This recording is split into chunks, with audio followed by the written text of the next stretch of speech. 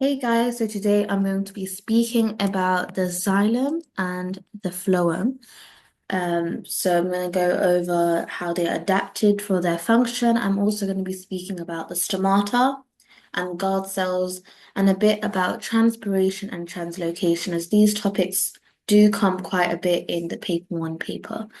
Okay, so first of all, we need to refresh our minds on what exactly the xylem and phloem are. How would we define it? How would we define their job?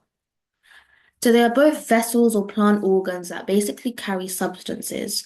So the xylem transports water within the plants, and phloem just transports food, like dissolved sugars and amino acids, stuff like that. So they both carry different substances. Here we have a picture of the xylem and the phloem. So as you can see, let's have a quick look. So as you can see, we've got water here and we've got a thick cell wall made of lignin. And the reason why it's got lignin is to strengthen it. And we've only got a one-way flow of sap because it's just going to the leaves, but in the phloem, we've got a two-way direction, as you can see. In the xylem, the cells have no end walls between them to allow the continuous mass flow of water. But if we look at the phloem, the thick cell wall is actually made of cellulose, and the cells have end walls with perforations, which are just holes, and we have a two-way flow of sap. As you can see, there's food, which is probably they're referring to the amino acids and the sugars. And as you can see, we've just got one way. Here we've got two-way because it's going to all the parts of the plant. Right, so let's have a look at the xylem first, a bit more detail. So as you can see here, literally the transpiration stream is from the roots to the stems and the leaves. It doesn't go the other way around. Okay, so the top and bottom of the cells have no cell walls, so like no end walls, so they can join together a continuous mass flow, continuous tube to allow the mass flow of water, basically. The xylem cells are dead, they are hollow, and they contain no subcellular structures to just allow water to just go through. So there's no nucleus, there's no mitochondria, it's dead. They're dead cells with no organelles in it.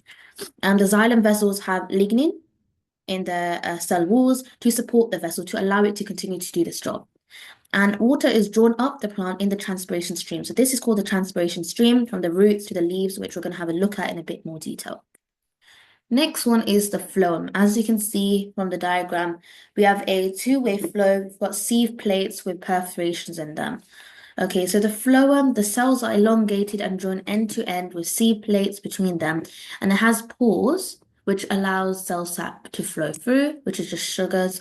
The cells are living but have very few subcellular structures, so substances can pass through easily. So very few, they're not dead like the xylem, they just have limited organelles. The substances have a two-way flow, so they can go to parts of the plant where they are most needed. The phloem is important for providing food substances to the plant that do not photosynthesize, so it can be stored or used immediately.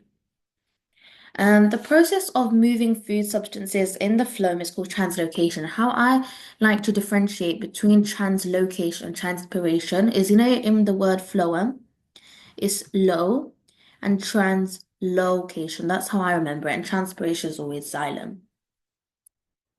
Right, let's move on a bit about transpiration. There's not much need to know about translocation. It's just generally the moving of food substances in the phloem.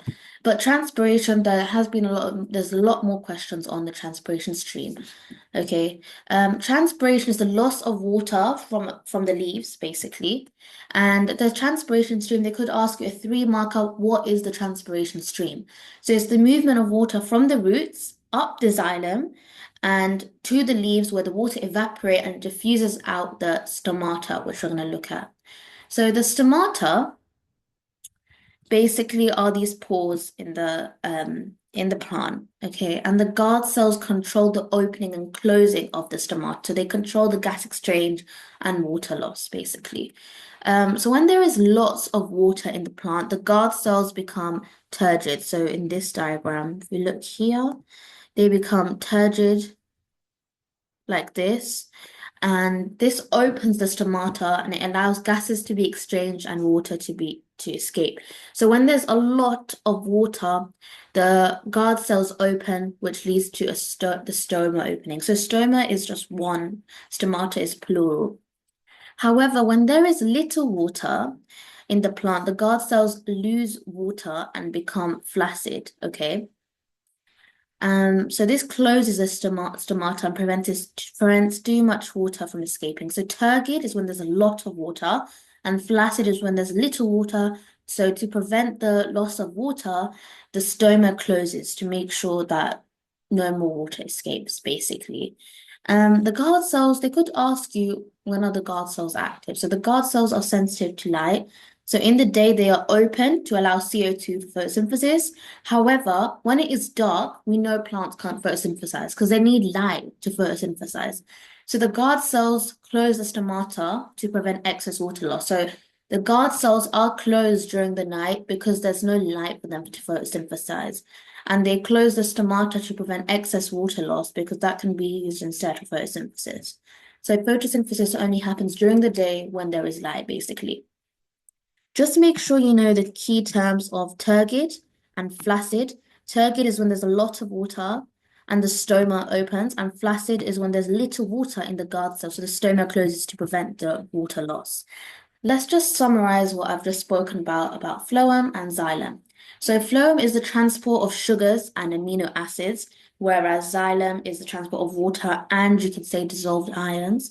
In the phloem, cells are joined end to end and contain holes or pores in the end cell walls, which allows the sugars to flow easily. So they have these pores in the seed plates. In the xylem, there's no walls between cells. There's no end walls to allow the continuous flow of water.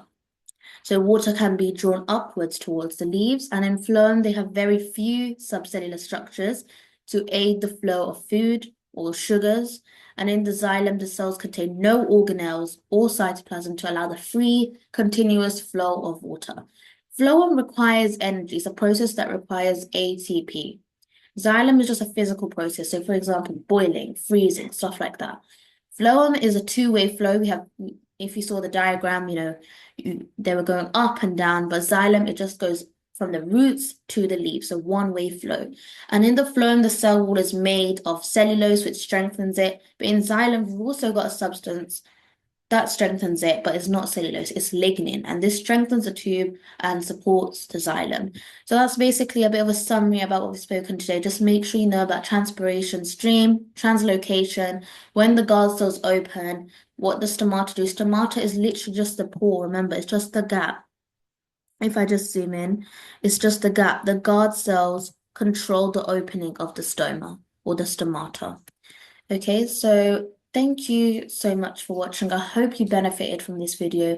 Please make sure to like, subscribe, share, forward my videos, and please do support me on, my channel because we're really trying to grow here.